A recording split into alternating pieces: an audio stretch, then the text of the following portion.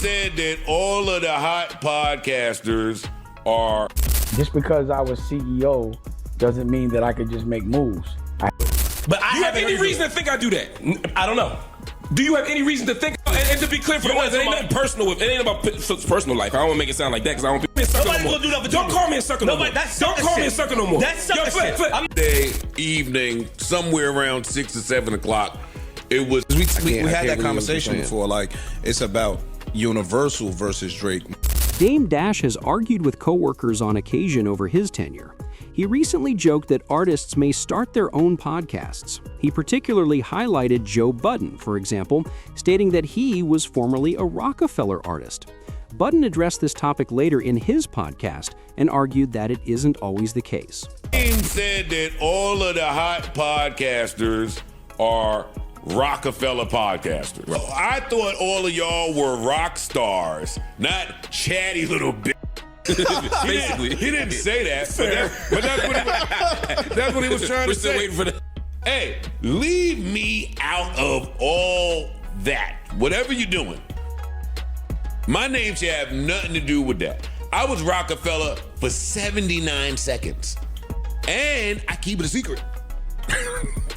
It's not something that I run around promoting or I'm proud of. I ain't released an album on Rockefeller. I ain't put a song out on Rockefeller. You didn't get a rock chain? I didn't get a Rockefeller chain. I didn't get a Rockefeller cup of coffee. You got some swaggy? No, I didn't. I didn't get a Rockefeller penny. So when you having these Rockefeller conversations and shit, Hov don't even recognize me in the Rockefeller. It's always Dame talking.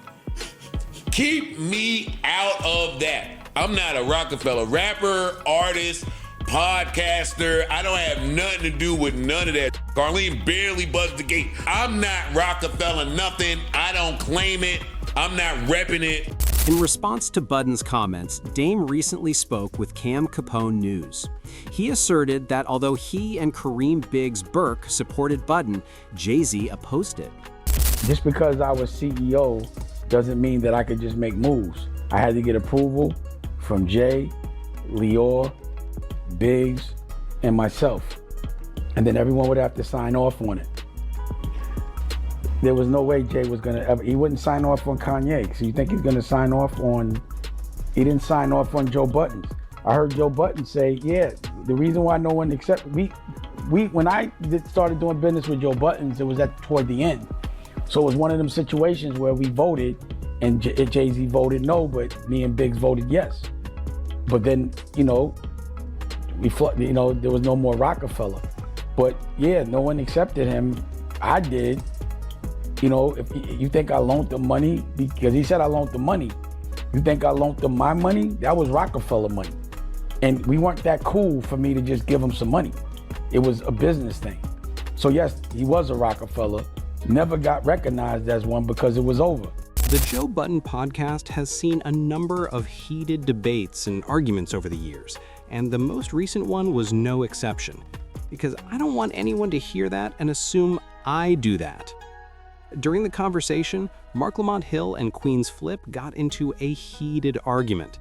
Needless to say, this resulted in a few uncomfortable and stressful minutes for everyone involved. They can be seen debating a range of issues, including what they choose to disclose to the public and their individual conduct off podcast. But do you have any reason to think I do that? I don't know. Do you have any reason to think I do that? Is what I said. Because you just said that. You said you cracking a joke with Joe. Like, But you cracking a joke with what? No, listen what I'm trying to tell you. Oh, go ahead. This is what I'm trying to tell you. I think the people need to see this show. Hey, you got. Hey, guess what? It's going out. It's going out. What's the difference between what we did last week? Just want to care about what people shouldn't see, then shut up. Then don't say it. This is going out. I'm comfortable with everything I'm saying. Okay. This is going right out. I love you, Flip. I love you too. FedEx too. But no, I don't backbite. Hey, as a matter of fact, next to it, separate shit. UPS, here's the tracking link. As a matter of fact, I don't. Because whatever you've ever told me, ain't never come out. And whatever ever happened that I witnessed to, I ain't never said shit about. Yeah, like even when we kept your secrets, nigga. I'm not going to say it because then I'll be we kept your secrets. That's all I'm going to say. What secrets? And can't nobody up here say nothing different. What secrets? We kept your secrets, boy. What secrets? We know your secrets. I'll tell you off air. I'm not even going to allude to it on air because I don't move that way. See, this is loyal. That's not loyal. Not that shit you do. This Eventually, the argument got so hot that they agreed to have a conversation outside. Budden was clear that he would not allow the torture to continue on the grounds. And to be clear for the ones, it ain't nothing personal. It ain't about personal life. I don't want to make it sound like that because I want people to think. Oh, you talking about anything that I tell you, anything that happened, I can talk about. And it's for you to talk about. What I'm saying, I won't. So anything that I'm saying, I won't. So if you allude to it, because you say a lot of tricky words. No, I don't. So I say regular words that's tricky to you. Tricky words, funny as shit. That's another thing you do, right? Like, my nigga, you the busiest man in the world. You spend 1,000 hours trying to communicate and speak to people to be accepted by people that this community, that this nigga built through the community. I don't need to do That's that. Our job. Nigga. I believe in myself. That's and I believe in our what job. I do. Our job is to come up here and work and show and put our best foot forward. And that's what I do. That's our job. And plus, do other shit behind the scenes. You mean like promote the show? To try to win favor. You try to win favors. You nigga. mean like fan engagement? You try to win favors. All right, you're period. Are you to right? me, you try to win favors With the fans? And then on top of that, even if you do win they're favors, the fans. They're our audience. Flip. even if you do win favors, you try to point out everything else that nobody do. That's to me. When do I do that? You try to point out. Don't call me a sucker no more. Don't call me a sucker no more. The incident stunned their co-hosts and viewers, but it is by no means the first time it has happened on the show. For example, in August, Mark Lamont Hill and Manny Moua got into a brawl. The latter threw something across the room, causing the former to spill his coffee. Don't call me a sucker no more. Don't call me a sucker no more. That's sucker shit. I'm not calling you that sucker shit. I can take that. I'm not calling you. I'm saying that's sucker shit. You're not a sucker, but that's sucker shit. And I'm telling you, you say that sucker, I take it like you saying it to me. So I'm saying. What I'm saying. Let's do this. Let's both calm down. No. Stop doing that. No, I'm saying let's both calm down. Let's both calm down. Because I'm telling you right now, the way you're talking to me, I'm taking a different way. So let's both calm down. So what does that mean, though? I'm saying let's talk like brothers. You don't gotta say that. I'm saying because what you and you ain't gotta say that sucker shit. So I'm saying let's both. You're not a sucker, but I said the behavior that happened. Then we good. Shit to me. Then we good. Then we good. Now let's get back to the show. But that's why you saying that? Because when you say that sucker, I take that as disrespectful. And I take that as to me. To me. So I'm trying to tell you. But there's a lot of you say that we take disrespectful before. And there's a lot of shit you say that I take disrespectful. I'm not gonna talk about it on air because I'm not you. I'm afraid. So at the end of the day, I'm not you. This is what you do, and then I'm gonna leave the shit alone. No, fuck that. No, Imani, I'm not trying. I'm not potting. Nigga, don't say it. What the fuck is you doing? Can you grab him? Nigga, do you want? Are we talking or we potting? Y'all are making. We can talk outside or we can pot. Mark. Then let's talk outside. Mark and Flip. No, don't. Fuck that. Mark and Flip. It's not fucked No, up. every time you get mad, you talk niggas and pussy and they not. I didn't call you. No, you called me a sucker. That's the same shit. Let's talk about I'm not trying to draw. Let's just talk outside. We can't talk outside. They can talk outside. No, y'all can talk outside. No, y'all. I'm talking to outside. Not outside. You're not in this hallway. Not in this hallway. You're not. Yeah, y'all take that up to a project block or somewhere. Yeah. What are y'all talking about? In this pot. That's what I said. This is all fucking dumb. Mark Lamont Hill continued by ridiculing the situation on X. Removing Manny's and Joe's eligibility for Potter of the Month in August seems like the only sensible way to handle this. At the time, he made a joke. I'm sorry to see that, but to move past this, we must take responsibility. Manny retaliated quickly. I'm filing a RICO against the entire network if a Mark Lamont Hill sues me or gets me removed from POM eligibility, he joked. Yesterday evening, somewhere around 6 or 7 o'clock, it was finally confirmed. The news broke that Drake's a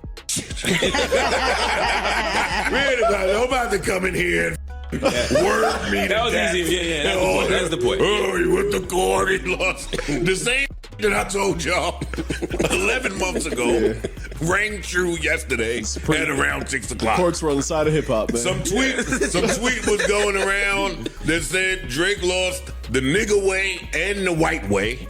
That was a good one. That's a great tweet. And people just started having fun with this. Now back to the facts. Mark, take it away. I mean, you basically nailed it. I mean, Judge basically said the same thing. I mean, in more complicated language. Get the fuck out of here. Yeah, that's basically what the judge said. He said that this was Basically, he was saying this isn't non-actionable offense. Yes, non-actionable, meaning you can't take legal action on this because it wasn't defamation, the judge ruled. He said that this was an opinion. And he said there was no way that someone reasonably would hear that song and think that Kendrick Lamar was stating facts about Drake being a pedophile. That was his opinion. And therefore, you couldn't sue, and they threw the case out. So the case is over, and there's a big loss for Drake. And also told him that you being called a pedophile was a callback to your song. Right. Yeah. Which is what he's up here saying. Like, dog, you can't say, hey, call me this, and then when a nigga call you that. Many people think this is the most likely outcome of Drizzy's story, even if his team is still awaiting an appeal. They are now limited to waiting her Iceman. Nevertheless, this was delightfully brutalized on the pod by the Slaughterhouse MC. We had that conversation before. Like, it's about Universal versus Drake more than Kendrick versus Drake. You understand what I'm saying? And I think that was just his ploy to get from up under their thumb. That's what I think. But you're still there. Even in Universal's talking about you own the catalog. I'm not talking about the old shit. So you caking already. Yeah. You cake.